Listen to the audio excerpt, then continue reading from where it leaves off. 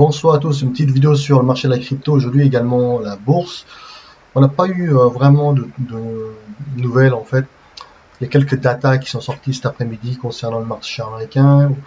En Angleterre, comme c'est férié aujourd'hui et demain, donc on n'a pas.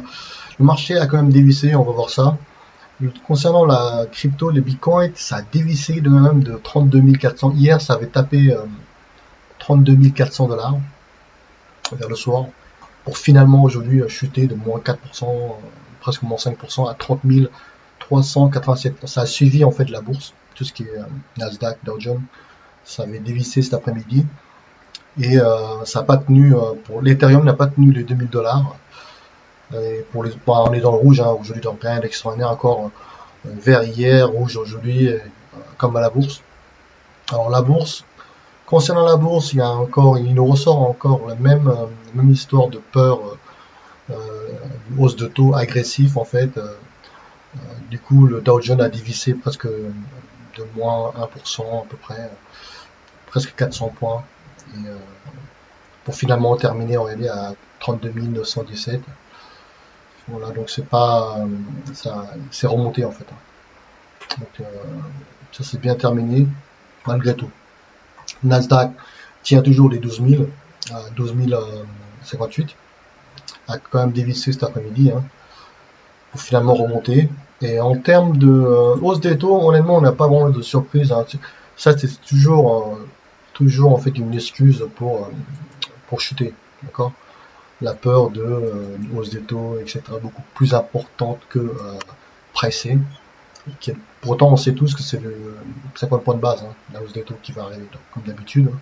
S'il n'y a pas vraiment de surprise. Alors, c'est pour ça que le marché aujourd'hui, le marché voulait dévisser, donc ça a chuté pour finalement remonter après. Alors en termes de news sur les cryptos, il n'y a pas trop de news à part Luna qui ressort en fait à Luna 2. Je vais pas trop en parler de ça. Pour les gens qui veulent plus de détails, ils peuvent retrouver des informations sur Twitter. Alors au niveau de l'inflation, c'est vrai que c'est un peu, c'est on continue toujours en fait de parler de taux d'inflation. Le problème, c'est que ça touche beaucoup en ce moment les pays pauvres, comme le Sri Lanka, l'Afrique, etc. L'inflation, en fait vraiment du mal aux pays vraiment qui dépendent, bien sûr, des matières premières, également qui ont des dettes en dollars.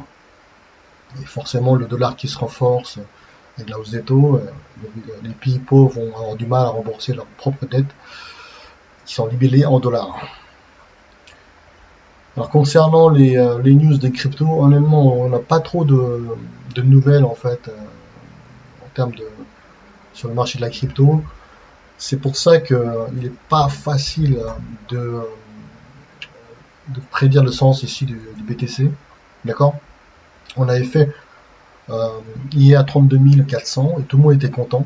D'accord. On pensait oui, le bull market va revenir, Bitcoin est fort. On voit les gens tweeter, les influenceurs tweeter sur Twitter. Oui, Bitcoin va.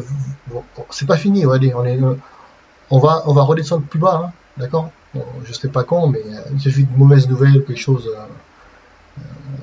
qui n'est pas positif sur le Nasdaq ou le Dow Jones, ça peut diviser vers les 25 000, hein, facilement, d'accord. Donc faites très très attention si vous avez des positions longues en crypto-monnaie et en Bitcoin. Pas un conseil d'investissement, mais faites ce que vous voulez. C'est très très risqué, je trouve, d'être long pour l'instant parce que vous ne savez pas est-ce que ça va pomper ou pas.